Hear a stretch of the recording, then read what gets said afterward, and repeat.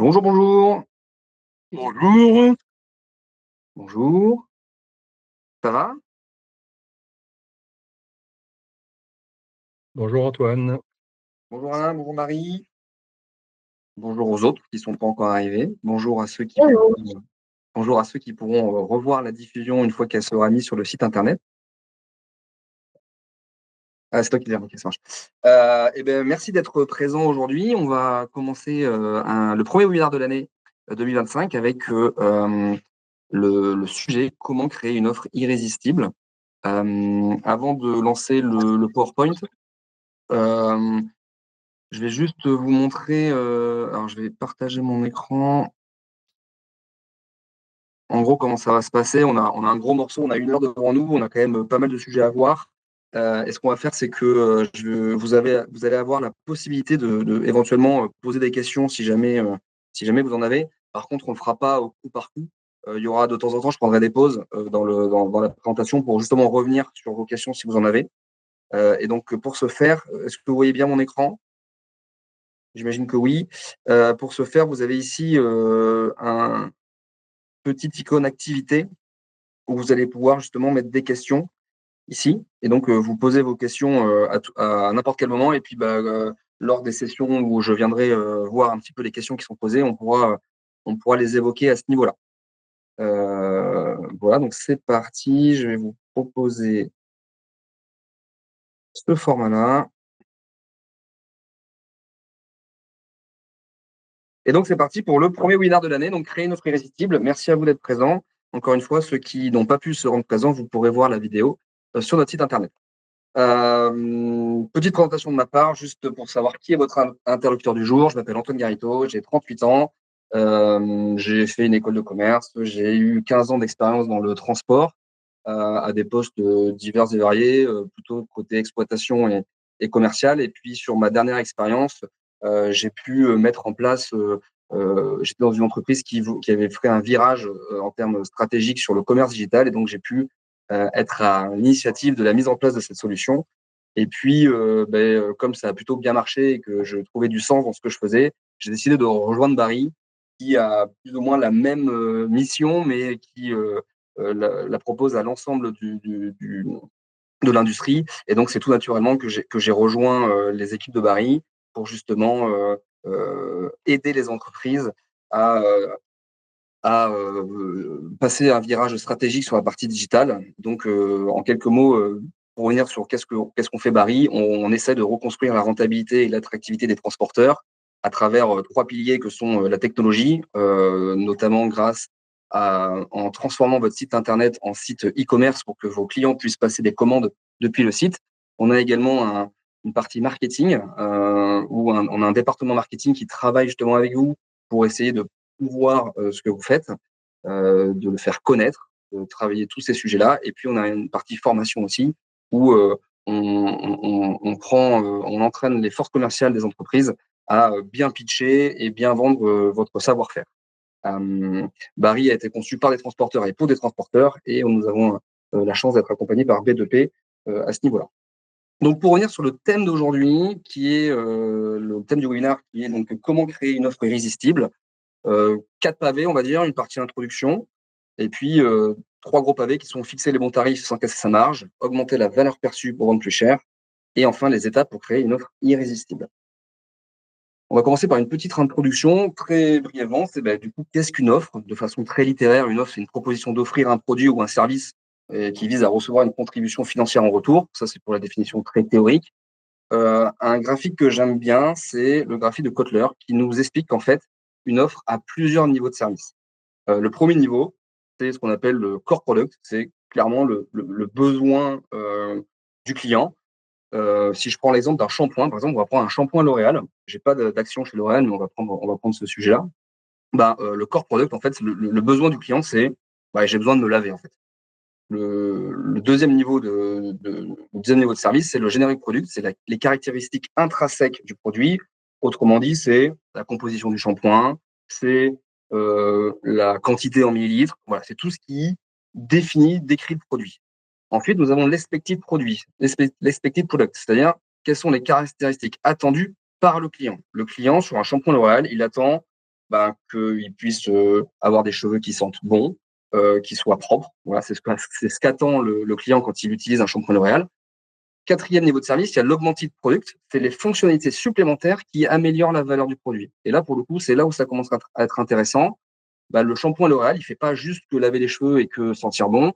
Il va aussi proposer, euh, c'est un nourrisson pour les cheveux, c'est un shampoing anti-pelliculaire. Donc là, on vient sur des fonctionnalités supplémentaires qui améliorent la valeur du produit. Et puis enfin, le potential product, c'est ce que peut apporter l'entreprise en plus de son service. Pour L'Oréal, ça va être par exemple une appartenance à une marque. Je me lave les cheveux comme mon célèbre comédien préféré. Voilà ce que peut faire notamment le potential product. Si on fait le même exercice avec le transport, le core product, ça va être mon client a un besoin en transport de transporter un produit d'un point A à un point B. C'est clairement le besoin basique de mon client. Le generic product, ça va être mon offre à moi, ma capacité à lui dire, voilà, moi, je peux te faire le transport, je ramasse jour A, je livre jour C, je viens en porte-rayon, c'est tel tarif, c'est toute la caractéristique de mon offre. L'expected product, ça va être ce que le client attend. Le client, il attend que la prestation se passe bien. Il attend que son destinataire soit content de la façon dont il a été livré. Il attend à ce que la marchandise arrive dans le même état que ce qu'elle était partie. Ça, c'est le produit qu'il attend. L'augmented product, ça va être ce que nous, on va pouvoir être capable de proposer en plus. Par exemple, c'est le track and trace live. C'est la possibilité d'avoir sa POD une fois que c'est livré. C'est même avoir sa facture sur son espace client. Donc voilà, tous ces petites fonctionnalités qui font qu'on améliore notre produit. Et puis enfin, le potential product, c'est ce que l'entreprise va pouvoir faire. Et là, c'est par exemple avoir un service commercial SAV qui va prendre la peine d'appeler le client pour savoir comment ça s'était passé, qui va lui proposer éventuellement son retour d'expérience pour améliorer son produit, tout ce genre de choses. Voilà pour un petit peu la slide qu'est-ce qu'une offre. Et maintenant, on va plutôt se focaliser sur qu'est-ce qu'une offre irrésistible. On va prendre la définition de Alex Hormozy qui dit, elle est plutôt bonne, je la trouve, c'est faire une offre tellement bonne que les clients et les prospects se sentiraient stupides de la refuser. C'est ça une offre irrésistible. Et une offre irrésistible, elle a quelques fondamentaux à respecter. Et sur l'exemple qu'on va prendre, je vais prendre un exemple très simple, c'est je suis Antoine Garnito et j'aimerais jouer de la musique. Et je tombe sur une offre qui me dit apprendre la guitare en 3 mois. Voilà, ça on commence à rentrer dans l'offre irrésistible. Pourquoi? Parce qu'on a une promesse. La promesse, elle est claire et mesurable. J'arrive moi en tant que futur client à me projeter, c'est-à-dire qu'en prenant cette offre, je vais savoir jouer de la guitare en 3 mois. Donc j'arrive à contextualiser le résultat. Ensuite, l'augmentation de la valeur perçue. L'offre, elle doit être impactante. C'est en fait mettre en avant les bénéfices que moi je vais avoir, Antoine Garrito, plutôt que la solution en tant que telle. On me dit pas comment je vais apprendre la guitare en 3 mois. Par contre, on m'annonce de suite le bénéfice que je vais avoir. Vous allez savoir jouer de la guitare dans 3 mois. Et donc moi, Antoine Garrito, j'ai une valeur très forte de cette offre parce que je m'étais fait l'idée qu'on est au mois de mars, que c'est bientôt l'été, et cet été, j'aimerais bien jouer de la guitare pour jouer devant ma famille, devant mes amis, et potentiellement le cliché autour du feu sur la plage. Donc, j'ai une valeur perçue qui est très forte grâce à cette promesse. Plus la valeur perçue va être forte, et là, ça joue sur deux choses. Un, elle va être plus difficilement comparable à la concurrence. Et deux, le client va un tout petit peu moins se plaindre du prix. Donc, c'est quand même intéressant d'avoir une valeur forte. L'urgence et la rareté, un peu plus compliqué à faire dans le transport, quoique, c'est de dire cette offre-là, savoir jouer de la guitare dans 3 mois, en fait, j'ai jusqu'au 31 mars pour m'inscrire. Et donc là, on est le 21 mars, donc j'ai 10 jours pour me dire, ouais, est-ce que je prends cette offre ou pas? En même temps, j'ai pas trop envie de passer à côté. Allez, j'y vais. Donc, on crée une certaine pression pour rendre l'acte d'achat un peu plus rapide. Une garantie honnête, ça c'est très très important et on y reviendra au cours du webinaire. La garantie honnête, c'est en gros, on va m'expliquer que si je ne sais pas jouer à la fin des 3 mois 10 morceaux assez connus, alors j'aurai une forme de remboursement. Ça, c'est important la garantie pour deux choses. Un, parce qu'elle va renforcer la confiance du client. Je vais acheter quelque chose et puis si jamais j'ai pas le résultat attendu, alors je vais avoir une forme de remboursement, quelle que soit d'ailleurs la forme de remboursement, mais du coup j'ai un peu moins peur d'y aller, donc ça renforce ma confiance et ma peur d'y aller. Et puis aussi, ça vous met, vous, en tant qu'entreprise, dans une posture de maîtrise. Pourquoi? Parce qu'on ne fait jamais trop de garanties quand on n'est pas sûr enfin, on fait surtout des garanties quand on est sûr de pas en faire. Donc, ça amène une certaine posture de maîtrise du sujet. Hop là, excusez-moi, j'ai cliqué trop tôt. Et donc, dernier fondamentaux pour une offre irrésistible, c'est une crédibilité renforcée. Euh, Qui de mieux que vos clients pour parler de vous, des clients qui ont testé la solution, qui l'ont approuvé et qui le déclarent haut et fort. Ça, il faut vraiment l'utiliser parce que c'est très puissant. Si je reprends mon exemple de jouer de la guitare dans 3 mois, et ben, si je vais sur le site internet du site, enfin du produit que je veux acheter, j'ai plein d'interviews de Muriel, de Maël, de Tony qui me disent qu'effectivement, ils ont essayé le programme et depuis, ça joue de la guitare, eh ben, ça va m'aider à prendre ma décision et ça va renforcer dans mon choix. Alors maintenant, pourquoi en faire une? C'est vrai, ça, pourquoi faire une offre irrésistible? Parce qu'en fait, on n'a pas trop de choix, notamment dans le transport, euh, pour deux raisons majeures. Un, il y a une évolution du marché qui est, je crois que tous autour de la table, on pourra vous serez d'accord avec moi, le marché du transport est très compliqué en ce moment, c'est très tendu, il est en perpétuelle mutation. On a aussi une deuxième raison qu'il faut absolument prendre en compte, c'est l'évolution des chargeurs, le changement générationnel qui a lieu en ce moment. Donc ça, c'est les raisons qui nous poussent à passer à l'action. Et puis il y a aussi les perspectives de résultats qu'il faut aller chercher, c'est se différencier de la concurrence. Aujourd'hui, dans le transport, on fait plus ou moins tous les mêmes offres. Et donc, il faut réussir un petit peu à se réinventer, à se différencier de la concurrence.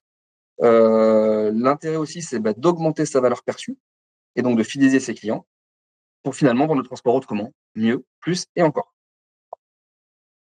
Je reviens du coup sur les deux raisons majeures. On va faire un petit focus. Bon, le marché sous tension, vous êtes tous acteurs au quotidien de la situation et vous le vivez au quotidien. On a des baisses conséquences des volumes à transporter, autour de moins 15% depuis 2 ans.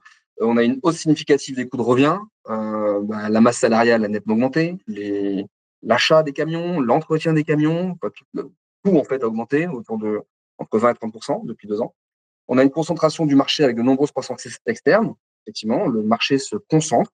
Soit il y a des entreprises qui disparaissent, soit il y a des entreprises qui sont rachetées. Et donc, il y a la part du gâteau se réduit parce qu'on a moins de volume. Le nombre d'acteurs se réduit aussi parce qu'il y a une concentration. Donc, on a des acteurs qui sont un peu moins nombreux, mais un peu plus gros avec les rachats d'autres entreprises. Et puis, on a aussi, ce n'est pas à négliger, la présence d'une concurrence étrangère. En fonction des métiers, ça peut avoir un impact plus ou moins grand. Sur cette slide-là, j'aimerais bien aussi rajouter quelque chose. Et là, c'est pas pour faire injure au métier, parce que du coup, moi, j'y viens, j'ai travaillé 15 ans là-dedans, et d'ailleurs, j'en suis tombé amoureux tellement c'est divers, varié, dynamique et tout ce qu'on veut. Mais il y a une réalité, c'est qu'on est sur une industrie qui a un petit peu du mal à se réinventer, qui a un petit peu du mal à se mettre au goût du jour. J'en veux pour exemple, quand j'étais encore salarié d'une entreprise de transport, il y a encore 5-6 ans, on parlait de fax pour surveiller une configuration d'affrètement. C'est l'exemple que j'aime bien qui illustre toute la difficulté de la profession à être en phase avec la société et le marché. Et donc, si demain, euh, on veut pouvoir tirer notre épingle du jeu, il faut absolument arriver à réussir à se réinventer, à se remettre un petit peu en question. Donc, on a le contexte marché qui va nous l'imposer. Et puis, on a surtout, et ça, j'ai vraiment envie, à la fin du webinaire, que vous gardiez bien cette information en tête, c'est le changement générationnel qui est en cours. Et ça, on ne peut pas le négliger. Euh, on est sur une fin de cycle de ce qu'on appellera les baby boomers, qui aujourd'hui représentent 13%. Alors, excusez-moi, il y a une inversion dans les chiffres. Enfin, les chiffres sont pas bons sur le graphique et à droite, c'est parce que les 22%, c'était il y a 2 ans. Là, c'était en 2025, les baby boomers sont à 13%. Donc déjà, on a perdu, vous voyez, il y a 9% des baby boomers qui ont déjà quitté le monde du travail. Mais effectivement, on est sur des gens une génération qui va partir à la retraite et qui va être remplacée par ce qu'on appelle les générations Z. Et cette génération-là, et même à la rigueur ma génération à moi, génération Y, en fait, soit on est né avec un téléphone, ou alors on est sorti des études avec un téléphone, avec une façon de consommer digital en fait. tout simplement, maintenant, tout le monde commande sur Internet, que ce soit des habits, de la décoration, de l'alimentation. On fait même ses courses sur Internet. Enfin, du coup, il faut vraiment pas occulter le changement générationnel qui est en cours et cette faculté demain à ce que les gens commandent en ligne. Et si on n'arrive pas à si on ne prend pas cet élément en compte, alors on risque effectivement de souffrir un petit peu, voire de disparaître de la carte. Sur la partie, justement, pour illustrer un petit peu mes propos, ça c'est l'évolution du digital dans le business. On voit que la courbe, elle est exponentielle. Deux raisons à ça. Un, ce que je viens de vous dire, le changement générationnel. Et ce changement générationnel, excusez-moi, je voudrais insister sur le fait que c'est vraiment important parce que pendant très longtemps, et ça aussi je l'ai vécu, on avait des clients où il y avait Martine et Michel qui nous commandaient du transport. Euh, pareil, pareil, je caricature et excusez-moi s'il y a des gens qui s'appellent Michel et Martine qui disent cette vidéo, mais qui sont en place dans l'entreprise depuis très longtemps, qui ont l'habitude de travailler avec nous, qui nous connaissent, qui connaissent notre histoire, qui apprécient nos valeurs et qui pendant très longtemps nous ont fait travailler. Et puis du jour au lendemain, on n'a plus de volume avec ces gens-là. Euh, D'ailleurs, on met un peu de temps on met un petit peu de temps à s'en apercevoir, éventuellement 6 ou 9 mois. Et puis quand on revient voir l'entreprise pour comprendre pourquoi on travaille plus avec, ben, en fait, c'est que Michel et Martine sont partis à la retraite. D'ailleurs, on a oublié de leur souhaiter une bonne retraite. Et puis, ben, il y a quelqu'un d'autre qui est arrivé. Et ce quelqu'un d'autre, ben, il n'avait pas la même vision que Martine et Michel. Il ne nous connaissait pas déjà. Il ne connaissait pas l'entreprise de transport avec qui Martine et Michel avaient l'habitude de travailler. Et lui est arrivé avec une autre vision, une autre façon de commander. Et du coup, ben, ne nous sollicite plus, sollicite un autre acteur du marché. Cette génération-là, en plus de ça, et je finirai là-dessus, elle ne nous connaît pas forcément. Le monde du transport souffre aussi d'une forme de reconnaissance. Moi, dans mes études, on m'a jamais parlé d'une entreprise de transport. On m'a jamais invité à aller voir une entreprise de transport. On m'a jamais dit qu'il y avait une richesse de métiers dans une entreprise de transport. J'y suis arrivé par hasard. Je suis vraiment très content d'y être arrivé parce que j'ai vraiment adoré cette industrie. Mais en vrai, de vrai, on souffre d'une reconnaissance générale. La profession souffre d'une reconnaissance générale. Le grand public ne nous connaît pas. Quand on pose la question à un parent, qu'est-ce que tu aimerais que ton enfant fasse plus tard? Il y a de très très fortes peu de chances qu'ils disent j'aimerais qu'il travaille dans une entreprise de transport. Et donc cette génération-là, elle ne nous connaît pas parce qu'on ne parle pas de nous. Et donc il faut absolument trouver les clés, un moyen de leur parler à ces gens-là. Voilà. C'est là-dessus que je voudrais finir cette slide-là. Du coup, ça c'est, je disais, l'évolution un petit peu de la place qu'a pris le digital dans le business. Et donc, on voit que là, c'est exponentiel. Deux raisons, le changement générationnel et aussi l'épidémie Covid que nous avons tous subi et eu en plein fouet. Ça ne nous a pas empêché pendant l'épidémie Covid de pouvoir commander et se faire livrer des produits. Et donc, le Covid a renforcé ce sentiment de c'est possible de commander depuis chez moi et de me faire livrer chez moi. Donc, c'est possible de commander par Internet. Et donc, ça a un petit peu modifié totalement les comportements d'achat. Petit slide aussi sur la taille du marché français. Ça, c'est intéressant. On constate dans les grandes mailles que 50% du fret qui circule en France est contractualisé. Donc, le contrat, c'est souvent avec des entreprises de grande taille. C'est souvent des contrats longue durée qui permettent aux transporteurs d'avoir de la visibilité, de pouvoir faire des investissements matériels et humains. Mais qui dit contrat dit pris souvent un peu au rabais parce qu'il a fallu gagner le marché. Donc, on a fait des efforts sur la partie financière pour le volume et pour la possibilité d'avoir un contrat long terme. Ça, c'est les 50%. Et puis, on a aussi 50 autres % qui sont sur soit des grilles tarifaires, des clients qui ont besoin d'avoir des tarifs tout au long de l'année.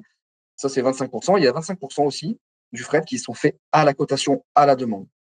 Ça, c'est intéressant comme graphique parce que ça induit qu'on a 50% du marché qui serait prêt, qui serait susceptible demain de commander différemment son transport.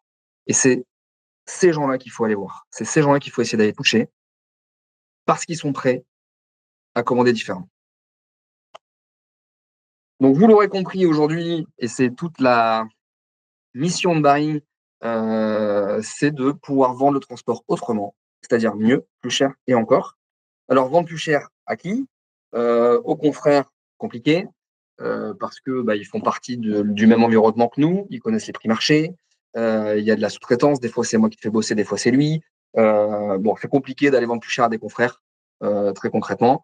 Les grands comptes, c'est un petit peu ce que je disais tout à l'heure sur le frais contractualisé, compliqué aussi. C'est des prix qui sont négociés parce que c'est des appels d'offres et que ces gens-là ont aussi un budget transport à tenir. Et donc, souvent, ils prennent pas le plus cher. Alors, je dis pas qu'ils prennent le moins cher, mais en tout cas, le prix a une valeur forte dans leur prise de décision. C'est sous contrat, c'est en appel d'offres, donc on est régulièrement remis en cause, si ce n'est tous les 2-3 ans, et qui peut aussi créer une forme de dépendance. On a peur de perdre un client rencontre parce que ça pèse dans notre chiffre d'affaires. Et donc, c'est compliqué d'aller vendre plus cher à ces gens-là. Par contre, les clients de proximité, toutes les entreprises qui sont autour de chez vous, toutes les entreprises qui ont du transport, mais pas de façon trop régulière, ou pas d'ailleurs, ils peuvent en avoir de façon régulière, mais qui portent un intérêt différent de la valeur que vous pouvez leur apporter, qui vous voient plutôt comme une continuité de leur service, qui, quand ils vous remettent leur palette, c'est ce que c'est leurs travaux à eux, c'est ce qu'ils ont fait. Si c'est de la poterie, j'en sais rien, c'est ce que l'artisan a créé. Il y tient à son produit. Et donc, du coup, il va être plus euh, facilement facile de lui vendre autre chose que du prix, d'aller lui chercher justement sur la valeur, sur comment on prend soin de sa marchandise, et qui sera prêt à payer un juste prix, qui sera prêt à payer un petit peu plus cher pour avoir des garanties, des assurances que le transport se passera bien. Ces clients de proximité sont très, très, très nombreux. Ils sont beaucoup plus nombreux que ce qu'on ne le pense. Ils ont un potentiel qui est plus ou moins infini. Et surtout, ils valorisent le fonds de commerce. Vendre plus cher comment maintenant 4 pavés, la qualité de la proposition de valeur, ça c'est hyper important. Votre proposition de valeur, c'est en gros vos éléments différenciants, vos éléments forts, les raisons pour lesquelles les entreprises vont travailler avec vous et pas quelqu'un d'autre. Et ça, c'est hyper important de bosser sa proposition de valeur. Parce que si vous n'avez pas de proposition de valeur, alors c'est sur le prix qu'on vous jugera. Et c'est pas ce qu'on veut. Nous, on veut vendre plus cher. Donc, du coup, il va falloir qu'on bosse en proposition de valeur pour leur montrer que le prix n'est qu'une composante de notre offre et qu'il y a bien mieux derrière ça. Euh, Deuxième pavé, la construction de l'offre de service. Ça, c'est aussi très important. C'est plus, on va faire un parallèle avec le marketing. C'est clairement le packaging. C'est la façon dont on présente l'offre. Euh, Quand je suis dans un supermarché, j'aurais tendance à acheter quelque chose qui a un conditionnement un petit peu travaillé, quoi, une couleur travaillée, une marque travaillée, une texture travaillée. Là, c'est pareil dans le transport. Peut-être qu'il faudrait se poser la question d'arrêter d'envoyer des grilles tarifaires, des fichiers Excel qui font 365 lignes, voire plus, et peut-être amener la présentation différemment. La présentation est ultra importante. La part des ventes additionnelles, ça aussi, c'est une façon de vendre plus cher pour avoir fait beaucoup, beaucoup, beaucoup de rendez-vous commerciaux. Et ben, mea culpa, je fais mon comment dire, j'ai pas le mot, mais je fais une auto-conclusion de ma part. J'ai jamais, moi, en rendez-vous commercial, abordé le sujet des ventes additionnelles. Je n'ai jamais proposé à un client d'aller prendre de l'assurance parce que lors de l'entretien, on n'y va jamais, quoi. Et pourtant, la part des ventes additionnelles est hyper importante. Si je prends l'exemple d'Amazon, Amazon réalise un tiers de son chiffre d'affaires grâce aux ventes additionnelles. Si je reprends un autre exemple que EasyJet, EasyJet, ils sont low cost sur le billet d'avion, et pour autant, ils tirent leur épingle du jeu parce que, ils ont réussi ma valise, elle était 2 centimètres trop haute et 5 kilos de plus, et donc du coup, j'ai payé une vente additionnelle pour pouvoir mettre ma valise en soute, ou alors, j'avais envie de dormir près du hublot et j'ai payé 15 euros pour choisir mon siège. Donc, la part des ventes additionnelles est un élément à prendre en compte pour qu'on puisse vendre plus cher notre transport. Et enfin, la qualité de la méthode de vente. Là, c'est pareil. Quand on a une bonne proposition de valeur, qu'on sait bien présenter nos produits, il faut quand même avoir en interne une force de vente qui sait la vendre à vos clients, qui savent pitcher la solution, qui savent expliquer euh, toutes les bienfaits et la valeur de votre offre. Donc, la qualité de la méthode de vente est aussi très importante. On a fini pour cette introduction. Je repasse sur notre petit module ici pour voir si vous avez des questions. A priori, vous n'en avez pas. Vous pouvez prendre la parole si vous en avez. C'est à vous.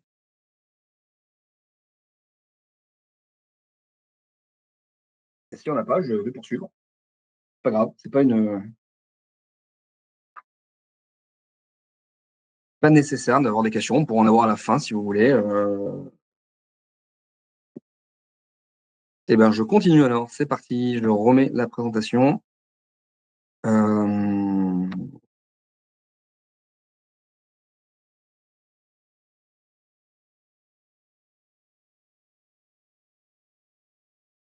Et donc, on va attaquer le premier pavé de ce webinaire, c'est fixer les bons tarifs, le point de départ de toute offre qui se respecte. Alors, pour commencer ce petit module sur le prix, j'ai trouvé 2 phrases que j'ai trouvées sympas, donc je vous les mets. La première, c'est quoi le prix idéal?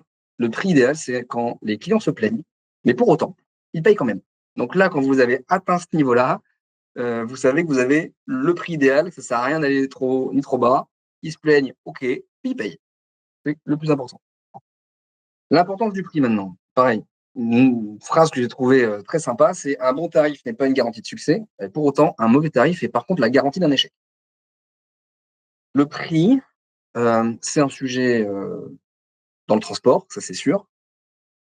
Mais le prix n'est qu'une composante de l'offre. Et ça, c'est vraiment hyper important à intégrer et hyper important à convaincre vos clients de ça. Le prix n'est qu'une composante de l'offre. Quand on regarde le petit schéma à droite qui finalement est juste du marketing mix, hein, les fameux 4P pour ceux qui ont déjà vu cet exemple-là, le prix ne fait partie finalement que de un mix de product, place, promotion and price. Donc c'est qu'une composante du tarif. Les exemples, par exemple, c'est si on part sur le produit, donc en orange, qui fait partie de la cible, enfin du marketing mix. Le prix va dépendre du produit. Admettons, je vais vous parler de ma région, puisque je suis à Bordeaux. Un Bordeaux-Paris sur du groupage, une palette, ça vaut à peu près 100 euros. D'ailleurs, on en reviendra, mais ça fait 15 ans que ça coûte 100 euros, que ça vaut 100 euros un Bordeaux-Paris. Donc ça, c'est le produit si je veux envoyer une palette en messagerie palettisée, en groupage, c'est 100 euros. OK. Mais si je veux envoyer une palette Bordeaux-Paris en véhicule dédié, c'est pas 100 euros en fait. C'est bien plus. C'est 800, 900, 1000. Donc le prix va dépendre du produit. Il va dépendre aussi de la personne qui le commande. Je vais pas vendre un Bordeaux-Paris au même prix à un confrère, un commissionnaire, qu'à un client direct. Le client direct, je vais réussir à lui vendre le produit plus cher. Je vais pas lui vendre la même chose aussi si ce client-là, il a besoin d'avoir un délai garanti sur 24 heures. Donc, en fonction du produit que mon client me demande, alors j'ai un tarif. C'est pas l'inverse. C'est pas j'ai un prix pour ça et le produit vient après. Non, c'est j'ai un prix parce que le produit change. Sur la partie place, qui est du coup l'endroit, là c'est pareil, on va prendre le prix dépend de l'endroit où se trouve le produit. Et j'aime bien l'exemple de la bouteille d'eau. La bouteille d'eau en supermarché, la bouteille d'eau elle est à 1 euro. Mais dans un distributeur, elle est à 2,50 €. À l'aéroport, elle est à 4 € et dans l'avion, elle est à 6 €. Ça montre bien que la place, l'endroit, a une incidence sur le tarif. Et enfin, la promotion, c'est la façon de présenter, mettre en valeur, communiquer. Là, c'est pareil, nous, les transporteurs, on a un peu du mal à ça, à promouvoir un petit peu ce qu'on fait. Mais pareil, la promotion est aussi une composante du marketing mix.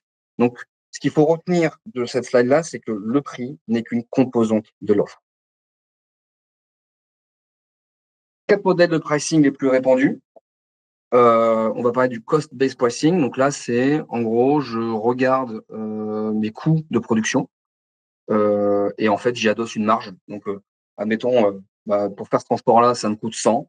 Alors, j'estime qu'il me faut une marge de 20%. Donc, ça me coûte 100. Je vais le proposer à 120. Ça, c'est la méthode cost-based pricing. Le bénéfice, c'est que le côté positif, c'est que c'est garanti d'être rentable, d'avoir un bénéfice sur l'opération. Point négatif, c'est que ça nécessite de souvent revoir ses tarifs, puisque les coûts de production peuvent être amenés à augmenter régulièrement. Et ça, pour le coup, c'est très vrai dans le transport. Les coûts sont jamais très fixes. Alors, on a des coûts fixes, mais les coûts du coup qui ne sont pas fixes, les coûts variables, peuvent varier très souvent et avec de grosses variabilités. Par exemple, j'en sais rien moi, il il y a une part de sous-traitance aussi. Quand je sous-traite mon transport, j'ai un coût de sous-traitance qui est fixe. Et puis, pour X ou Y raison, soit mon sous-traitant il peut pas, soit il est en capacité maximale et il change ses tarifs. Et du coup, ma sous-traitance va changer. Donc, alors, il faut que je change aussi mon tarif de vente. Et puis, un autre côté aussi un peu négatif, c'est que vos concurrents, ils peuvent avoir la même stratégie. Et s'ils n'ont pas les mêmes coûts que vous, ils vont pouvoir se placer moins cher et pour autant avoir le même niveau de marge que vous. Deuxième modèle, le dynamic pricing, c'est plus ou moins le jeu de l'offre et la demande. Mon prix est dynamique en fonction de la demande de la demande. Donc ça, les côtés positifs, c'est on est très flexible et on s'adapte très vite à l'évolution du marché. Côté négatif, c'est que à force d'avoir des prix qui changent tout le temps, on peut perdre un petit peu notre audience et donc créer une forme d'insatisfaction de notre clientèle. The value-based pricing, là, c'est très différent. On va essayer de se projeter sur mon offre, quel bénéfice elle engendre chez mon client. Donc, on essaye d'évaluer les bénéfices, la valeur que ça crée chez notre client. Donc ça, c'est plutôt très intéressant parce que ça va construire des bénéfices plus élevés parce que comme la valeur va être forte, il va être prêt à payer, c'est ce qu'on disait tout à l'heure. Ça va créer une relation un peu plus forte avec le client basée sur la perception de valeur. Par contre, le côté négatif, mais qui ne l'est pas vraiment, c'est que ça nécessite une excellente compréhension des besoins et des attentes de votre clientèle. Dernier modèle de pricing, c'est le competition-based pricing, où là, en gros, c'est très simple. On va plutôt être en veille sur le marché, on va regarder ce que font nos concurrents et on va plus ou moins aligner notre tarif avec ce qui se fait. Soit on va se mettre ISO, soit on va se mettre un peu en dessous, soit on va se mettre un peu au-dessus, en fonction de ce qu'on veut faire. Mais en tout cas, ce qui est sûr, c'est qu'on est très attentif à ce que font nos concurrents et pas forcément ce qu'on fait nous. Et donc, on a une forme de… Donc, le côté positif, c'est que ça assure une certaine crédibilité tarifaire, pardon. On n'est pas décroché du marché. Par contre, on a une forme de dépendance assez nuisible, notamment sur la partie long terme. Et ça ne permet de pas forcément valoriser son produit. Si on se base sur la concurrence, en fait, on regarde plutôt ce que font les autres et pas ce qu'on fait nous, et donc on dévalorise en faisant ça un petit peu notre produit. À partir de là, je vous propose un petit sondage. Un petit sondage que vous allez voir apparaître, si j'arrive à sortir de là, et je n'y arrive pas. Vous allez voir un petit sondage apparaître, et j'aimerais, s'il vous plaît, que vous puissiez me dire, selon vous, dans votre entreprise, quelle méthode de pricing est le plus utilisée entre le cost-based pricing, donc je fais mes tarifs par rapport au coût, le dynamic-based pricing, je fais mes tarifs par rapport au jeu de l'offre et la demande, value-based pricing, c'est que j'essaye d'imaginer les bénéfices que vont tirer mes clients pour faire mon tarif, ou le competition-based pricing, je fais mes tarifs par rapport à la concurrence.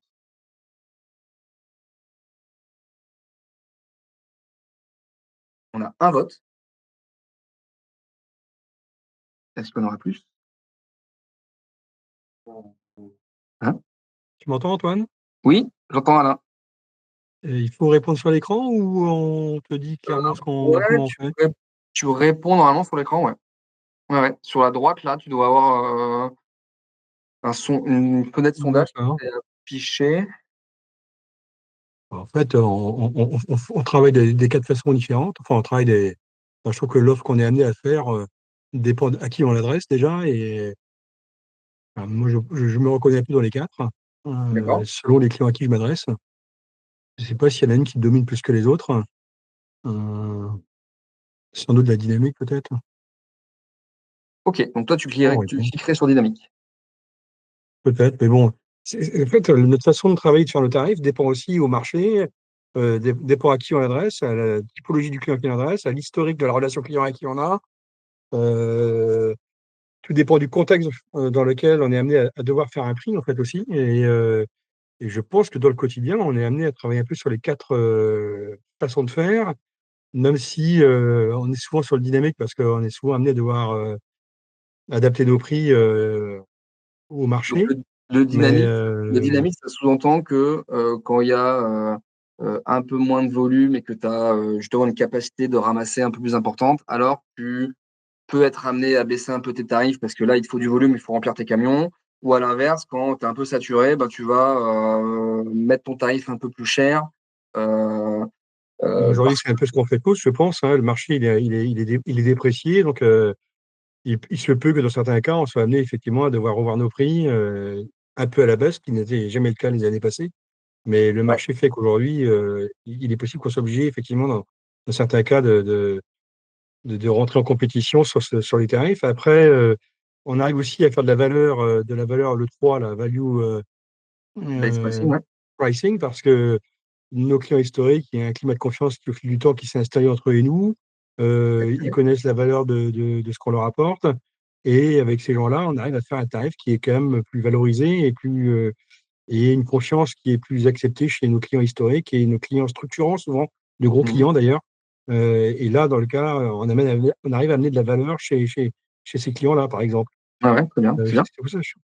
Mais tu vois, Hmm. pour revenir sur le dynamic based pricing, on va prendre le cas de l'hôtellerie, tu vois. L'hôtellerie, ils arrivent en fonction, parce qu'il y a plein de statistiques qui le montrent, ils arrivent à faire des prix différents entre le mardi, le mercredi, le jeudi, en fonction de la période.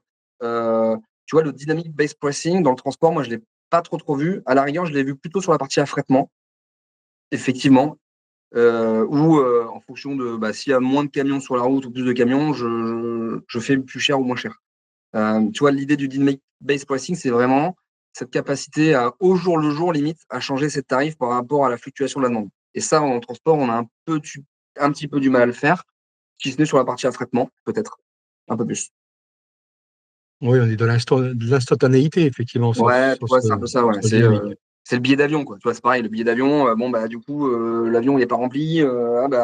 J'arrive à avoir une offre d'un billet d'avion assez sympa, alors que si je veux partir sur un week-end de vacances scolaires, bon, il faut que je m'y prenne un peu à l'avance parce que je sais que du coup, 3 jours avant, ça va être très cher, quoi.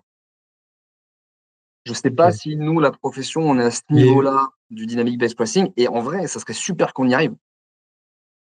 après c'est toujours pareil. Je pense que c'est une question de contexte. Je vois par exemple le numéro un, le cost-based pricing. Ben, ça, on le fait systématiquement dès lors qu'on répond à un dossier d'une certaine importance, avec une certaine volumétrie, plus ou moins contractualisée. Et là, effectivement, on va être vigilant à mettre nos prix en fonction d'un coût de revient, puisqu'on sait que on va être sur du récurrent, on va être sur du régulier, on va être sur des volumes importants. Et il est d'autant plus nécessaire que nos prix soient en fonction de notre coût de revient. Et donc, le premier est aussi très utilisé, puisque, notamment pour répondre aux appels d'offres de gros chargeurs, on va faire en sorte quand même de ne pas faire tout et n'importe quoi et de mettre un prix qui tiendra réellement compte de nos coûts de revient, en fait. Mais c'est pour ça qu'on se Exactement. sert des quatre, mais tout dépend Oui, dans le oui, mais contexte dans lequel on s'en sert, en en fait. gros, c'était voilà, la manière la plus utilisée, tu vois, pour répondre à cette question-là. Moi, si on m'avait posé la question il y a un an avant, dans mon expérience passée, j'aurais également répondu le cost-based pricing. C'est ce que je faisais euh, très, très, très, très, très souvent. Je remettais un tarif transport en prenant en considération mes coûts. Euh, donc, moi, c'est ce que j'aurais répondu à ce sondage-là. Pour autant, le côté, ce tarif, cette situation-là, en fait, c'est toujours pareil, c'est qu'à la fin, on estime des coûts qui sont pas tout le temps réels en fait. Et c'est un peu le Mhm. danger de ce stratégie de pricing, c'est que on peut estimer que ça va nous coûter 100, mais en vrai, à la fin, est-ce que ça nous a vraiment coûté 100? Est-ce que ça nous a pas coûté 105, 110? Parce que bah, déjà, il y a la fluctuation de toutes les charges qui évoluent de façon régulière. Et puis, il y a aussi, quand on répond au transport, on estime que ça va se passer comme ça. Et puis, des fois, ça se passe pas toujours pareil. Ça se passe pas toujours comme on voudrait que ça se passe. Et donc, on a des coûts additionnels qui vont arriver qu'on n'avait pas forcément prévu. Et donc, le 10-15 points de marge que je pensais faire se transforme vite en 3-4 points euh, parce qu'il y a des coûts qu'on n'avait pas anticipés, quoi. Mhm. Voilà, mais donc c'est très intéressant. Merci pour vos réponses. Donc, le cost-based pricing remporte largement la compétition. Ce n'était pas d'ailleurs une compétition, c'était juste un petit sondage. Je vais reprendre. Merci Alain pour ton intervention. Et je vais reprendre du coup la présentation, si vous le voulez bien, avec une petite caricature. Allez, on n'en fait pas beaucoup, mais on en fait un peu. La petite caricature du transporteur qui fait son tarif. Et là, on a plutôt pris un competition based pricing, mais c'est un peu pareil sur le cost based pricing. C'est j'observe mon marché, je regarde ce que font les autres transporteurs, je fais la moyenne, je me place légèrement en dessous pour rester un peu compétitif quand même. Comme ça, si le client il a le choix, il me prendra moi parce que je suis un petit peu moins cher. je délivre tout ce que font les autres avec plus de qualité. Ça, j'aime bien dire, ouais, je fais pareil, mais en mieux. Ouais, ok, c'est un peu vague comme argument. Et puis, la finalité, c'est que je finis avec la proposition de valeur. On en fait plus pour moins cher.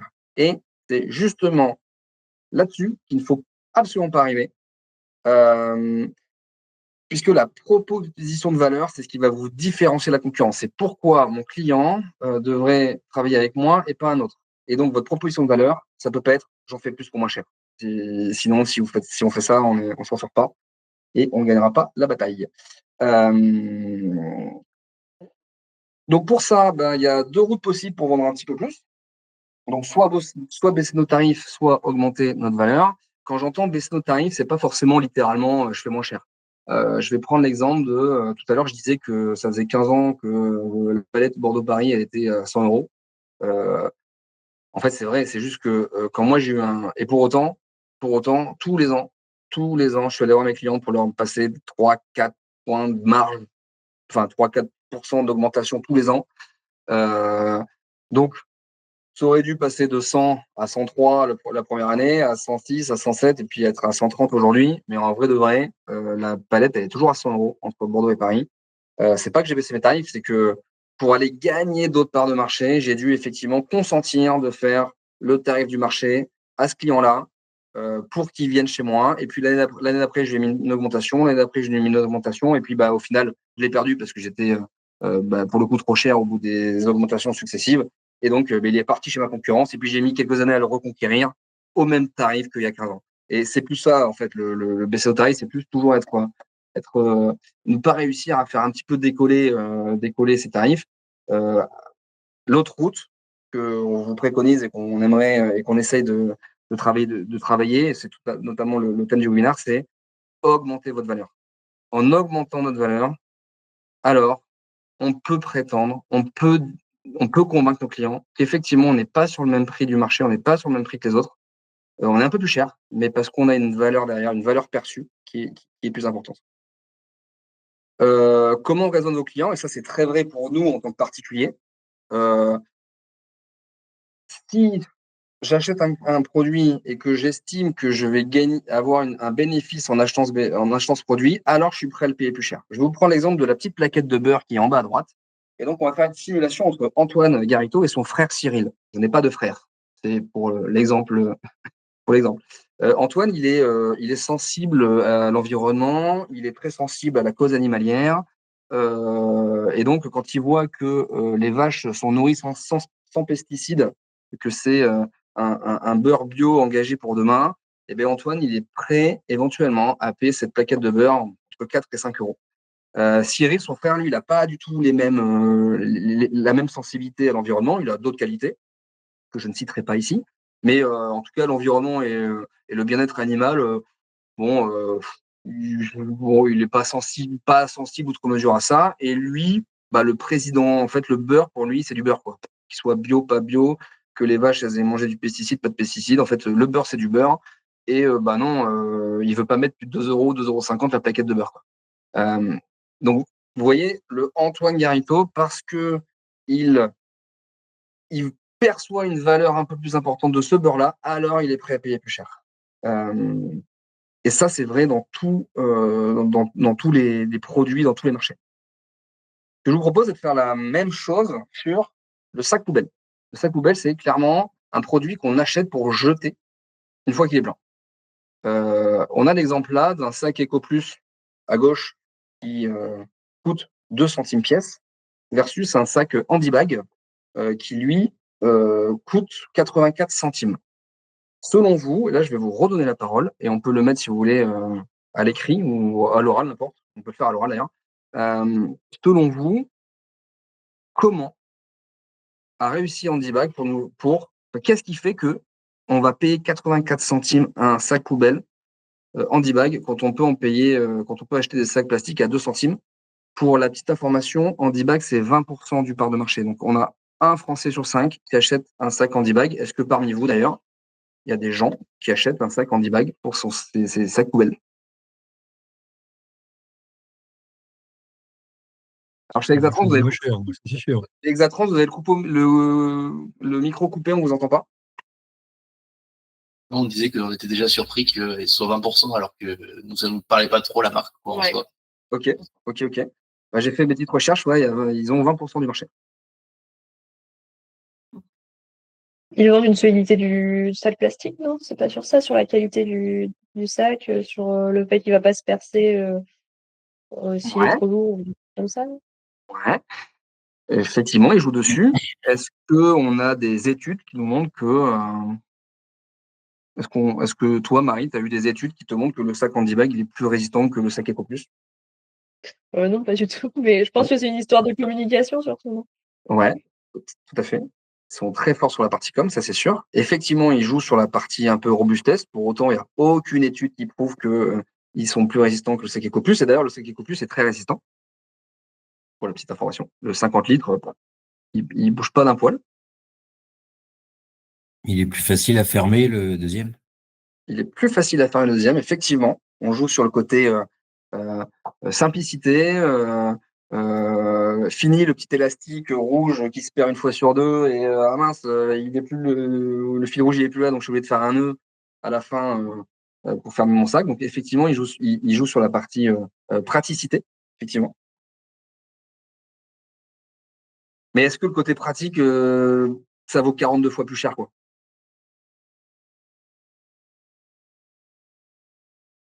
Non, je pense. Je pense qu'on va surtout moins cher, surtout si c'est pour le jeter. Ouais, mais c'est là où ils sont très forts, hein. Sur un produit qu'on va jeter, ils arrivent à avoir 20% de part de marché sur un produit qui est 42 fois plus cher. Alors, j'ai pris l'extrême, hein. J'ai pris le sac vraiment à 2 centimes. On est sur, pour le coup, j'ai pris les extrêmes. Mais ça montre un petit peu, en fait, Handibag, ce qu'ils font, en fait, ils nous vendent pas un sac poubelle. Ils nous vendent une réponse à une douleur. Ils nous vendent une solution au fait que quand je vais sortir mon sac poubelle de mon bac à poubelle, je suis quasi sûr qu'il va pas percer, donc j'aurai pas du jus de langoustine sur mon carrelage où je devrais passer la serpillière une fois que j'ai sorti mon sac. Il joue là-dessus en fait. Il joue sur une douleur que les gens pouvaient avoir quand ils sortent leur sac. Ah, ça coupe partout, ça s'est déchiré et fait chier, je vais devoir passer la serpillière alors qu'il est 22h et que j'avais autre chose à faire, quoi. Et donc en fait, ils vendent pas un sac poubelle, ils vendent une solution à une douleur, une douleur qu'on pouvait avoir en tant que consommateur. Ça vous va comme réponse? L'exemple est assez parlant quand même parce que donc effectivement, Marie, tu as raison, il y a un travail de communication derrière, bien sûr. Au niveau marketing, ils sont aussi très forts. Ils ont brandé le sac, on voit du Handibag partout. Il y a le côté simplicité avec la petite ficelle, effectivement, pour que ça soit plus simple à fermer. Il y a tout ça. Mais il y a surtout, ils arrivent à nous faire croire qu'on avait un problème, alors qu'en fait, bah, fermer un sac poubelle, c'est pas. Ouais, ok, des fois il coule, mais bon, c'est pas non plus notre quotidien d'avoir un sac poubelle qui un sac poubelle qui coule et dont on doit passer à serpillière le soir. Enfin, moi personnellement, je l'ai jamais. Bah, oui, j'ai déjà eu des fois un sac poubelle qui perce, mais ça m'arrive pas non plus à chaque sac poubelle. Pour autant, j'achète pas d'handibag, mais ils ont réussi à faire croire à une partie de leur clientèle que c'était peut-être intéressant de payer son sac plastique un peu plus cher pour s'assurer une tranquillité d'esprit, une sérénité quand je sors mon sac poubelle. Alors, je dis pas que sur le transport, on va pouvoir facturer 42 fois plus cher, loin de là, bien évidemment que non, mais ça illustre le fait que si on joue un petit peu sur cette sensibilité-là, sur la valeur perçue qu'on va envoyer à nos clients, alors on peut proposer un tarif plus cher. Donc, on y va. On va de suite, pareil, rentrer dans le vif du sujet. Il est quelle heure? On est pas mal dans les temps, il faut que j'accélère un peu. On va augmenter notre valeur, la stratégie gagnante pour vendre plus cher. Là, c'est une slide ultra intéressante aussi. Dans les choses qu'il faut retenir, celle-là, s'il vous plaît, retenez-la aussi, c'est l'équation de valeur. L'équation de valeur, c'est très simple, c'est 4 thématiques.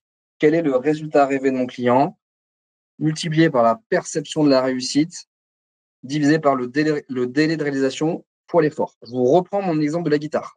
Résultat rêvé d'Antoine Garito. Mois de juillet, je suis sur la plage et je joue de la guitare et c'est trop cool et je vis mon rêve. Perception de réussite. J'ai plein de témoignages clients qui me montrent qu'ils ont réussi à jouer de la guitare juste en s'entraînant pendant 3 mois. Donc, j'ai plein de vidéos qui circulent de mecs qui jouent, de femmes qui jouent, et je trouve ça trop cool. Et du coup, ça me donne encore plus envie d'y aller. Délai de réalisation, c'est marqué dans l'offre, c'est que 3 mois. Donc, finalement, je vais pas y passer ma vie. En 3 mois, je vais savoir jouer un peu de guitare. Effort, l'effort, c'est 2 sessions de 30 minutes par semaine, avec quelques exercices à faire entre chaque session. Donc, en plus, c'est en visio, avec un coach personnalisé. Donc, j'ai même pas besoin de sortir chez moi. Donc, l'effort, il est quasi nul. Ça, cette équation de valeur là, elle est très forte parce que tout coche les cases. On va faire le même exemple avec le DVD et Netflix. Le DVD, et j'ai vraiment fait exprès de prendre cet exemple-là pour 2 raisons. Enfin, pour une raison notamment, et j'ai changé le titre parce qu'au début, j'avais mis une mauvaise offre. Mais en fait, c'était pas une mauvaise offre, aller louer son DVD. Il y a 20 ans de ça, c'était une super offre. C'était génial. On pouvait aller chercher un DVD le soir pour se faire une petite soirée ciné à la maison et rendre le DVD le lendemain. Il y a 20 ans, c'était super. Maintenant, c'est dépassé. C'est has-been, en fait. C'est parce que l'évolution de la société a fait que maintenant, c'est plus dans l'air du temps. Et du coup, je fais un parallèle un peu avec l'introduction de tout à l'heure, c'est que il y a 15 ans, 20 ans, nos offres, elles étaient peut-être au bout du jour et c'était top pour les chargeurs. Mais demain, si on se met pas un peu en question, si on se remet pas en question sur notre offre en tant que telle et la façon de la communiquer, il se peut que demain, cette offre-là soit dépassée, et il se peut que demain, nos enfants, tu vois, mon père ou mes grands-parents, si je leur avais dit maintenant on prend un billet de train sur Internet, ils auraient trouvé ça fou en fait. Non, nous avant on allait au guichet, on parlait à la dame qui nous disait les trains qu'il y avait. On allait au guichet, on se déplaçait. Ouais, enfin maintenant plus personne se déplace pour aller au guichet. Et d'ailleurs, si demain on devait aller au guichet, on serait tous en train de se dire en fait là pour le coup l'effort. Voilà, la zone effort là, elle est forte parce que faut que je sorte de chez moi. Il pleut, il fait froid. Il faut que je sorte de chez moi. Il faut que j'aille à la gare. En plus, elle est à 15 km la gare de chez moi. Il faut que j'aille à la gare au guichet pour demander un billet de train. Tu vois, là, on reviendrait vraiment en arrière. Ça serait, c'est plus possible. Et demain, peut-être que nos enfants et nos petits-enfants se diront attends, mais papa, avant, tu appelais un transporteur, tu l'appelais pour savoir s'il pouvait venir demain et tu l'appelais pour savoir son tarif. Si on se projette un peu, il y a des fortes chances que demain, ça se passe comme ça. Que nos enfants soient surpris de la façon dont, en 2020, on commande du transport. Parce que, logiquement, en 2030, cette consommation-là, elle aura changé. Donc, j'ai pris volontairement cet effet cette offre du DVD que j'ai renommé. Ce n'est pas une mauvaise offre, c'est une offre dépassée. Mais aujourd'hui, elle n'est pas dans l'air du temps. Promesse désirable, je vais aller chercher un DVD que je suis pas sûr d'aimer. Bon, ça, à la rigueur, c'est questionnable parce qu'on peut peut-être aller chercher un DVD, on sait peut-être quel film on doit aller chercher. Succès client, il est nul. À la rigueur, si, il faut que j'aille sur Internet pour voir un petit peu les critiques du film, à la rigueur. Par contre, le délai de réalisation et l'effort est très important. Le délai de réalisation, il faut que je sorte de chez moi, il faut que je fasse un aller-retour. Il n'est pas forcément à côté, donc il faut que je prenne ma voiture. Encore une fois, il fait froid, il pleut. Et l'effort, donc il faut y aller physiquement. Versus Netflix, voilà. Une bonne offre, ou alors une offre, j'aurais pu la renommer une offre dans l'air du temps. Netflix, là, promesse désirable, j'ai une quantité de films et de séries juste à travers ma télécommande. Succès client, juste le nombre d'abonnés Netflix. On parle de l'humain. Délai de réalisation immédiat. Si je veux me regarder un film à 15h ou à 23h ou à 2h du matin, je peux. Et puis l'effort, les quasi nuls, il suffit de s'asseoir dans son canapé et de se faire un petit plateau repas si on veut passer une petite soirée sympa. Donc, retenez bien cette équation de valeur. À retenir, c'est mettre en avant des solutions qui répondent aux désirs de vos prospects. Encore une fois, on revient sur tout à l'heure, quand on parlait des différents niveaux de service d'une offre, le numéro 1, c'est le besoin, le désir de votre client. Faut mettre en avant des solutions pour répondre à ce besoin-là. Prouver que vous savez le faire avec des succès clients. Délivrer votre service le plus rapidement possible et limiter au maximum les efforts que vous demandez à vos prospects. Ça aussi, cette phrase-là, je la trouve très, très pertinente. On ne se pose jamais la question en tant que transporteur, ou très peu. Encore une fois, certainement, peut-être que vous le faites mieux que les autres, j'en sais rien, mais si je prends la globalité des transporteurs, est-ce qu'on s'est posé la question de se dire, est-ce que mon client, mais quel effort il fait mon client pour travailler avec moi? Quel effort il fait pour joindre mes services? Quel effort il fait pour avoir un suivi de livraison? Et ça, on a tendance à pas se poser la question. Enfin, moi, du moins, dans mon expérience passée, on se l'est pas assez posé, je trouve. Parce qu'en fait, si on posait la question à nos clients, on serait peut-être soucieux des réponses qu'ils nous donneraient. Donc, cette là très importante, retenez-la et bossez-la parce qu'elle peut faire du sens après, derrière, dans la proposition de valeur que vous ferez à vos clients. Du coup, les questions à vous poser justement pour augmenter votre valeur, c'est votre promesse. Est-ce qu'elle fait rêver vos prospects? Est-ce qu'elle est alignée avec leurs désirs? Vos succès clients, est-ce qu'il y a des clients qui prouvent que vous savez faire? Est-ce qu'il y a des clients, est-ce que grâce à votre offre, vous avez permis à des clients d'atteindre des objectifs qui se fixaient? Le délai de réalisation, comment est-ce que vous pouvez accélérer la prise en charge des demandes? Bon, livrer plus vite, vaste débat, mais comment je peux faire pour que le délai de réalisation se raccourcisse pour mon client? Et enfin, comment je peux réduire un petit peu les tâches chronophages et ennuyeuses que mon client peut avoir lorsqu'il me sollicite? Et donc enfin, dernière étape, puisque là je vois qu'on est un petit peu en retard et je suis désolé, les 5 étapes pour créer maintenant une offre irrésistible, on passe à la mise en pratique. Première étape, très très importante, identifier donc les désirs des chargeurs. On l'a dit tout à l'heure, c'est le résultat rêvé. Alors vos chargeurs, je ne vais pas parler forcément de leurs désirs, je vais plutôt parler des douleurs qui sont les plus répandues chez les chargeurs. Il y en a 6. La première, c'est mon transporteur ne fait pas ce qu'il dit. Mon transporteur, il m'a dit qu'il viendrait demain entre 10h et midi. Il m'a dit qu'il viendrait en porte-rayon. Résultat des courses, il est 14h, il n'est toujours pas passé. Et ça y est, là, il est 15h et il arrive en semi-remorque. Du coup, ouais, j'ai ce sentiment que le transporteur, il ne fait pas vraiment trop ce qu'il dit, quoi. Mon transporteur, il ne dit pas ce qu'il fait. Mon transporteur, il ne dit pas ce qu'il fait. Là, c'est pareil, on est sur une phase où, en fait, le transporteur, il a appelé le destinataire pour savoir s'il pouvait le livrer un jour après, alors que moi, je lui avais demandé de livrer mardi. Et je comprends pas pourquoi mon transporteur, il a appelé le client pour lui demander si c'était OK qu'il livre mercredi. Et ça, c'est pareil, on est sur une douleur. Le chargeur, ça l'embête que ça se passe comme ça. Il aurait aimé peut-être que vous le sollicitiez, que le transporteur sollicite le chargeur pour dire, bon, j'ai une difficulté pour livrer mardi, est-ce que tu m'autorises à appeler ton destinataire pour décaler mercredi? J'aurais préféré ça. Bon, il a pris les devants, il a appelé mon destinataire tout seul. Et ça me convient pas comme relation. L'opacité tarifaire. Je sais jamais ce que je vais payer au final. On m'a dit que c'était 100 €, et quand je reçois la facture, j'ai 100 €, mais j'ai des frais administratifs, j'ai des frais de voyant, j'ai des frais de prise de rendez-vous, j'ai des frais de palette Europe. Et au final, un transport qui devait me coûter 100 €, mis bout à bout, il me coûte 112. Et du coup, je suis bien embêté parce que moi, je refacturais mon transport derrière à mon client. Et concrètement, je l'ai sous-facturé, quoi. Ça, c'est une vraie douleur aussi qu'ont les chargeurs. Une autre des douleurs, c'est le soin apporté aux marchandises, notre capacité à transporter. Tout à l'heure, je le disais, en fait, pour de nombreux clients, vous transportez leurs produits finis, vous transportez ce qu'ils ont mis des semaines à faire. Donc, ils sont hyper attentifs au fait que ils veulent que leurs marchandises transitent dans de bonnes conditions. Et donc, la partie litige est toujours un petit peu une douleur chez nos chargeurs. Et puis enfin, c'est compliqué, c'est chronophage. C'est compliqué de vous joindre, c'est compliqué d'avoir une info, c'est compliqué, votre jargon, je comprends pas quoi vous me parlez. Enfin, franchement, appeler mon transporteur, c'est compliqué. C'est pas une partie de plaisir pour moi. C'est toujours un peu nébuleux les réponses qu'on me fait. Il n'y a rien de clair. Bon, c'est compliqué, quoi. Et puis c'est chronophage, ça prend du temps parce que faut que j'appelle. C'est jamais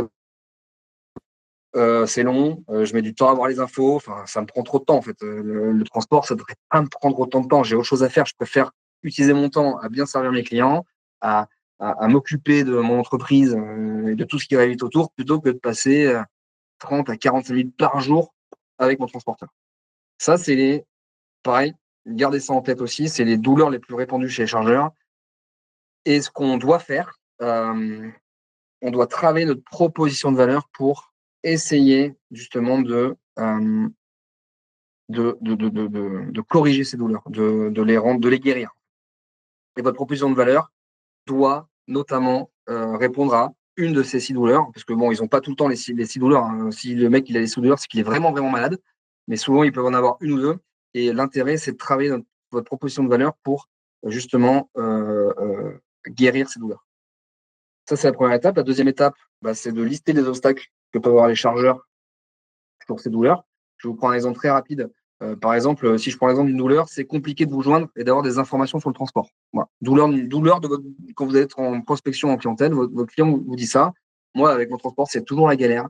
J'attends toujours des heures au téléphone et c'est pas possible, quoi. Donc là, on va prendre étape par étape.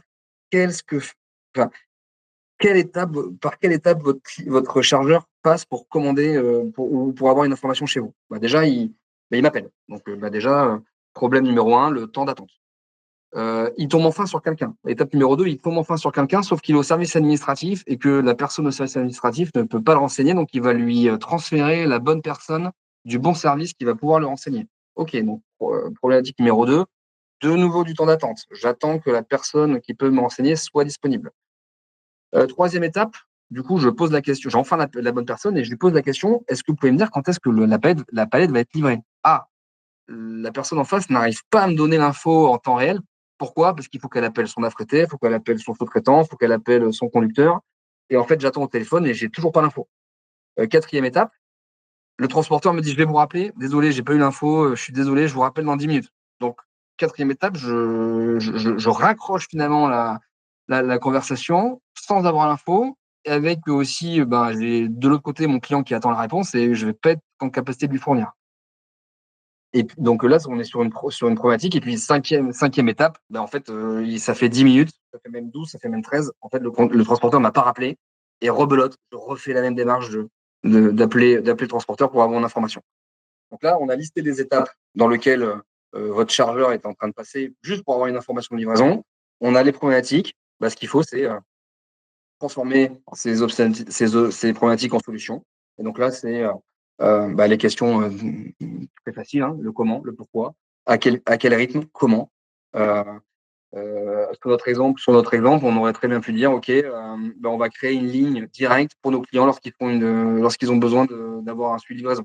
Ou alors, on va leur donner accès à un compte client où ils pourraient avoir le track and trace de façon instantanée. Troisième option, on va automatiser nos process chez nous pour que dès lors qu'on fait une MLV ou dès lors que notre sous-traitant fait une MLV, alors ça lui envoie un mail automatique pour qu'il ait l'info que ça va être livré aujourd'hui et sur cette tranche horaire. Donc, il y a plein de solutions. Il faut juste se poser et transformer les obstacles en solutions. Quatrième étape, c'est de prioriser ces solutions. La priorisation, elle se fait quelle est la plus haute valeur pour mon client et la moins difficile pour moi à mettre en place. Et donc, en fonction de ce classement-là, vous avez votre solution numéro 1. Par exemple, dans notre exemple, la solution numéro 1, la plus simple à mettre en place, c'est d'avoir une ligne directe. Pour autant, est-ce que c'est celle qui a la plus haute valeur pour le client? Je ne suis pas sûr. Ce qui aurait la plus haute valeur pour le client, c'est plutôt d'être informé le matin que la livraison va avoir lieu vers telle heure.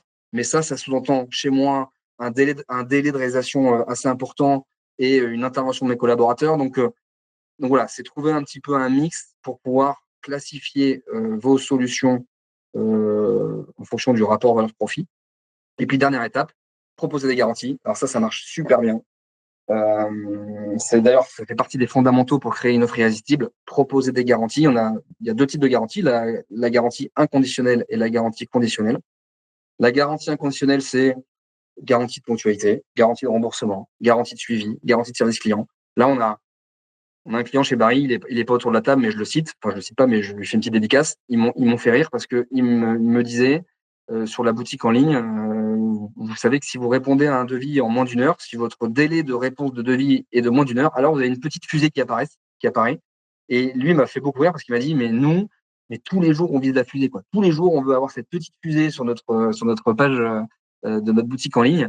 Du coup, c'est-à-dire que eux, ils pourraient très facilement garantir une réponse à votre devis en moins de 2 heures. Et ils n'auraient pas de problème à le garantir puisque en fait ils le font déjà. Donc c'est ça, ces garanties-là. Très très souvent, les garanties ne vous mettent pas en difficulté parce que vous le faites déjà. Donc travailler un petit peu ces phrases-là, ça peut avoir du sens et ça renforce la confiance de votre client. Garantie conditionnelle. Si vous n'obtenez pas X en moins de Y, on vous aide. Ça marche aussi très bien. Pour le coup, pareil, je vous donne une petite tips perso que j'avais dans mon ancienne entreprise. On avait une offre Gold, on facturait 30% plus cher, avec le remboursement intégral du transport x2. C'est-à-dire que on payait 100 €, si on ne livrait pas à l'heure, on remboursait 200 €. En vrai de vrai, sur le nombre de transports que j'ai fait, j'ai dû peut-être rembourser 2 fois par rapport au gain que ça m'a apporté en termes de prix, puisqu'il payait 30% plus cher. C'est arrivé que 2 fois que je rembourse 2 fois plus le transport. Donc ça, c'est pareil, c'est calculer la zone de profit vs risque. Quand vous avez un taux de service qui est mesuré, qui est bon, où il n'y a pas trop de sujets, allez-y. C'est encore une fois, ça, le client, il va avoir confiance en vous si derrière une petite garantie, il va avoir moins peur d'acheter, ça renforce la confiance et ça vous donne une posture que vous êtes en maîtrise du sujet. Donc, à droite, on a mis quelques petits tips, le remboursement surdimensionné, dans ce que je vous parlais tout à l'heure, la garantie sur le service. Si votre demande de transport n'est pas traitée dans les 24 heures, on vous offre le transport. Qui, aujourd'hui, dans une entreprise de transport, ne gère pas la demande? On est tellement en pénurie de volume que dès qu'on a un devis, dès qu'on a quelque chose, une sollicitation, on se jette dessus. Donc, si demain, vous dites, si je ne vous réponds pas dans les 24 heures, je vous offre le transport, vous ne prenez pas de risque. Donc, allez-y là-dessus, sur la partie communication, ça peut aider.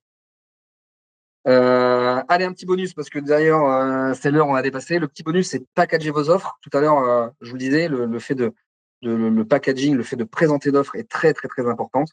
Là, pareil, je vais aller dans la caricature, le prenez pas mal, mais en vrai de vrai, voilà ce qui se passe. Voilà à quoi ressemble aujourd'hui, dans la majorité des entreprises de transport, une offre tarifaire. Voilà. Fichier Excel, dans une cellule, un tarif. Vous avez enfermé dans une case Excel toute votre proposition de valeur, toute votre valeur de votre entreprise, elle réside dans un tarif sur une case Excel. Et ça, c'est triste que ça soit comme ça. Et encore une fois, je ne juge pas parce que pendant des années, je l'ai fait aussi. J'en ai envoyé des grilles tarifaires à tout va. Ce qu'on pense faire, on pense être trop fort parce qu'on sait répondre à tout. On a des tarifs partout. On sait faire l'Ain, l'Aisne, l'Allier, et donc les 95 départements. Je vous les passe. Et puis on sait faire l'Europe, et puis on sait faire ci, on sait faire ça. Mais en vrai, ce qu'on fait là, c'est que on permet aux clients de choisir le tarif. Voilà, c'est tout. On pense être super fort, mais en fait, on envoie un paquet d'infos. La moitié des lignes, le client, il n'y reviendra jamais. Et puis, du coup, on surcharge l'information, quoi. On efface toute valeur et on surcharge l'information. Au contraire, si on arrive à packager différemment, là, on crée de la valeur. Là, on est sur une autre proposition. Là, on se différencie de la concurrence. Là, on est dans l'air du temps. Là, on est en train de changer les codes et là, on est en train de se mettre au goût du jour. L'intérêt de faire ça, il est pluriel. Déjà, l'être humain est fait pour comparer. Moi, j'ai un truc perso à faire là. Il faut que je trouve, faut que j'assure ma voiture, par exemple. Bon, ben, de base, je vais au moins consulter 2 ou 3 assurances pour savoir laquelle me propose le même tarif. Si mon assureur à moi me propose 3 offres, 3 chez lui, 3 trucs différents, je vais être moins tenté d'aller voir la concurrence parce que j'ai déjà le choix ici chez mon assureur. Là, c'est la même chose. On va proposer 3 tarifs différents, 3 offres différentes en fonction de ce que veut le client. Excusez-moi, j'accélère un peu sur le débit, mais c'est parce que je vois l'heure et je voulais absolument aussi parler de ça. On est tous en fait clients, on est tous propices à prendre une offre en fonction du contexte. Tout à l'heure, Alain, tu disais le contexte est très important et c'est véridique. Sur cet exemple-là aussi, admettons, on va prendre Antoine Garito encore une fois, qui part en week-end en Italie avec ses potes. Bon, ben, quand je vais partir en Italie avec mes potes, je vais certainement prendre le billet le moins cher possible parce que je pars avec mes potes et que j'ai déjà un séjour à projeter avec les restos, les soirées et les monuments à visiter. Bon, ben, sur le trajet en lui-même, je vais pas mettre le pactole parce qu'en vrai, si on est tous les 4 serrés sur une même rangée, oui, au pire, si on n'est pas sur la même rangée, c'est pas très grave. Par contre, il y a aussi l'Antoine Garito qui part en business en semaine, en Italie aussi, pour aller promouvoir un petit peu l'application des transporteurs en Italie. Et là, non, là, je vais pas prendre l'offre éco, je vais plutôt non, le trajet, il faut que j'arrive quand même en forme chez mon client. En plus, j'avais prévu un peu de bosser mon PowerPoint sur le trajet. J'ai pas envie d'arriver 3 heures avant l'aéroport parce que tout le monde, ça matche pas. Donc, je vais prendre le speed boarding et puis je vais prendre un siège un peu plus confort pour pouvoir bosser. Donc là, je suis prêt à aller sur une offre un peu plus chère. Ça dépend du contexte. Le Antoine Garito du week-end, il va prendre l'offre éco. Le Antoine Garito pour le business, il va prendre l'offre expert. Et donc, c'est aussi hyper important de pouvoir proposer à votre client une offre adaptée en fonction de son contexte à lui. Là aussi, vous marquez des points. Ce n'est pas juste une case, ce n'est pas juste un tarif dans une grille, dans une case Excel. Là, vous lui proposez en fonction de ce qu'il a besoin sur le moment. Si on prend encore le transport, ben, je peux avoir, je suis chargeur et donc j'expédie de la marchandise. On va en prendre les parasols parce qu'on arrive bientôt sur le printemps. J'ai une réappro de magasin Centracor à faire. Bon, c'est une réappro, donc si ça prend 4-5 jours, c'est pas très grave. Ou alors au contraire, non, il y a le salon du jardin qui commence dans 2 jours. Je veux que mes parasols ils soient absolument dans les stands. Bon, ben là, c'est dans 2 jours, j'ai pas le temps. Boum, je prends une offre où on me garantit du délai, où on me garantit que c'est pas en groupage, c'est du véhicule dédié. Voilà, en fonction de la situation, chez mon transporteur, je peux prendre la situation qui me convient en fonction de mes besoins. Et ça, c'est hyper important. Je voulais terminer là-dessus. J'ai pas lu les choses à droite, mais voilà, je vous les lis vite fait. On simplifie la prise de décision. On peut pas nous comparer aux transporteurs parce que personne ne fait ça. L'effet d'ancrage, on peut un petit peu orienter en fonction de comment on se positionne tarifairement. On peut quand même un petit peu orienter le client à prendre telle ou telle offre. Et surtout, et on en revient à ce qu'on disait tout à l'heure, le prix n'est pas le seul facteur de choix. Le prix n'est qu'une composante de votre offre. L'offre, c'est tous les petits trucs verts et rouges qu'on voit. Le prix en haut, ce n'est qu'une composante. Je vais aller un peu vite, je suis désolé. Dernière slide, c'est la logique derrière Vautière, c'est comment je fais mon écart tarifaire. Là, c'est ce que je disais tout à l'heure. Là, c'est le 10-35%, c'est du théorique, c'est en fonction de ce que vous avez envie de faire. Si vous avez envie que votre client il aille plutôt sur le tiers 2, plutôt sur le tiers 3, vous allez adapter vos écarts tarifaires. Et voilà, et on arrive à la conclusion, le résumé de nos échanges. Ce qu'il faut retenir aujourd'hui de cette heure, et je suis désolé, on a un tout petit peu débordé, il faut retenir de cette heure, le maximum de choses, bien sûr, mais les 5 choses à bien avoir en tête, c'est 1, changement générationnel en cours et la place du digital dans les habitudes de consommation.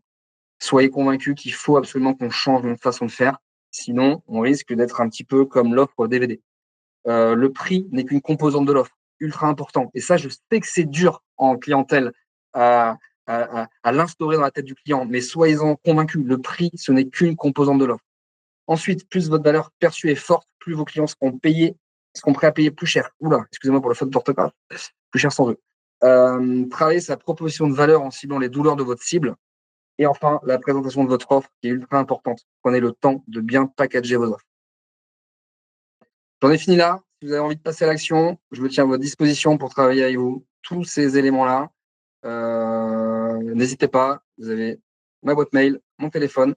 Et n'hésitez pas, j'espère que ça vous a plu.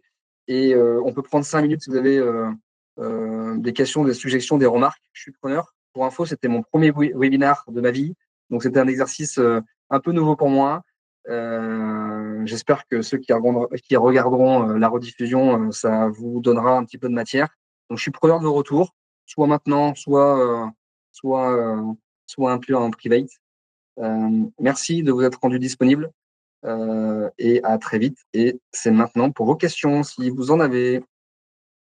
En tout cas, merci toujours Antoine. Merci beaucoup en tout cas pour ta présentation. Moi, j'ai trouvé pertinente, très complète, Cool. assez réaliste par rapport à ce qu'on observe effectivement des pratiques commerciales et du marché. Et pour un premier webinaire, c'était vraiment pas mal. Et merci. t'es plutôt doué pour ça. Et voilà, j'ai trouvé en tout cas très pertinent. Ça m'a donné quelques idées d'ailleurs sur ma présentation et mes présentations commerciales en essayant de mettre en valeur les bénéfices apportés aux clients sur l'offre et non pas le prix. Oui. Donc voilà, c'est vrai qu'on assiste à une digitalisation quand même de la démarche commerciale et malheureusement presque un mot que j'aime pas du tout, à l'ubérisation presque du transport en fait. Et bon, moi je suis de la vieille génération, je suis encore un vieux con, mais c'est malheureusement vrai, c'est ce que je constate tous les jours et on voit bien que les gens qui font de l'achat de transport ne sont pas forcément des connaisseurs de transport et ils voilà, vont, donc ils vont l'être de moins en moins. ce que je crains, c'est que, par contre, c'est que si l'offre se digitalise et si notre façon de faire se digitalise, les consommateurs de transport deviendront comme les consommateurs de Netflix, ils apprendront très vite leur transport et je pense qu'ils passeront très vite de l'un à l'autre et on deviendra un peu de consommation comme les autres. Alors, et c'est ça que je crains.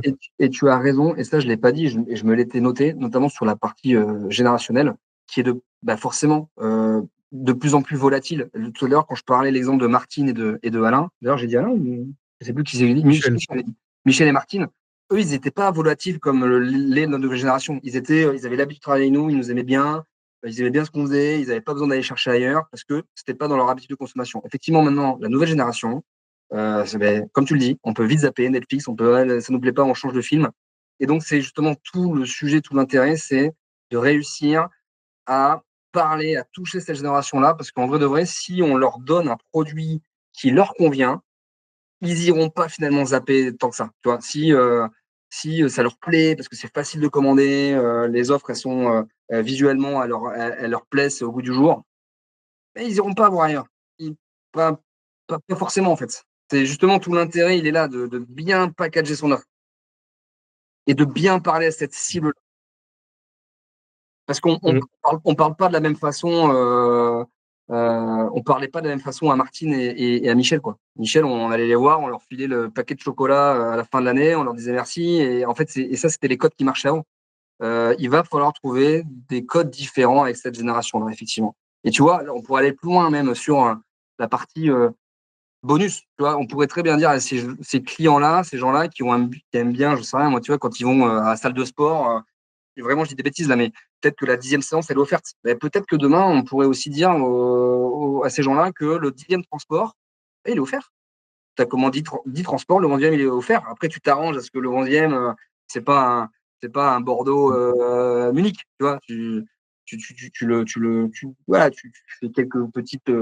Il est offert sous moins de 100 km. Enfin, donc, tu vois, c'est une façon aussi. En fait, vraiment, l'idée, c'est de se prendre conscience qu'il va falloir un tout petit peu changer parce que la nouvelle génération, elle consomme différemment. Et donc, c'est déjà vachement bien déjà d'en prendre conscience, en fait. Maintenant, c'est qu'est-ce qu'on fait. Ouais. Donc, merci Alain pour ton retour, plutôt encourageant, je te remercie. Merci d'avoir Merci à toi. Les autres, est-ce que vous voulez prendre 3 minutes pour réagir? Ouais, ben merci Antoine aussi encore la présentation était top. Je te remercie. C'est vrai que pour une première, c'est plutôt réussi, donc Je te remercie. tu peux continuer et en refaire. C'est vrai? Bon, mais alors. Non, c'est plutôt pertinent. Et puis, c'est vrai que moi, je suis avec mon jeune alternant à t'écouter. Et puis, c'est vrai que au niveau générationnel, on est tous différents. Il a 20 ans, j'en ai 45. Je suis pas encore trop vieux et con, Non. mais il est beaucoup plus rapide que moi sur un téléphone ou sur un changement. Et après, quand tu comparais à l'offre Netflix, mais sur Netflix, il y a tellement d'offres dans Netflix que s'il y a un qui me plaît pas, je vais dans l'autre. Et si dans notre offre, comme tu disais, si on en fait 2, 3, 4, 5 et que le client se retrouve, le jour 1, il prendra la première, la deuxième, c'est ça. Et il restera quand même chez Netflix. Donc, exactement. Tu l'as résumé. Le film, il me plaît pas, mais je regarde un autre film, toujours sur Netflix, en fait. Donc, Netflix, eux, tant que tu restes chez eux, ça leur va bien. Donc tu as bien résumé, effectivement. Tu as bien résumé la chose. Merci pour ton retour, Jérôme. Ok. Eh ben, écoutez, si on en a fini là, je vous remercie d'avoir pris le temps. Désolé d'avoir un petit peu d'avoir débordé sur l'heure qu'on s'était fixée. C'est là-dessus qu'il va falloir que je travaille. Pour le faire un peu plus concis en 1 heure. Merci pour vos retours. Comme je disais tout à l'heure, je suis tout à fait disponible pour qu'on puisse un peu en private évoquer ces choses-là de façon individuelle. Encore une fois, votre succès, c'est ce qui nous anime chez Barry. Voilà. Donc merci à toi, tous. Antoine. À bientôt. Merci à tous. beaucoup. Bonne fin de journée, bon week-end et à très vite. Ouais. Merci. À bientôt. Au revoir. Au revoir.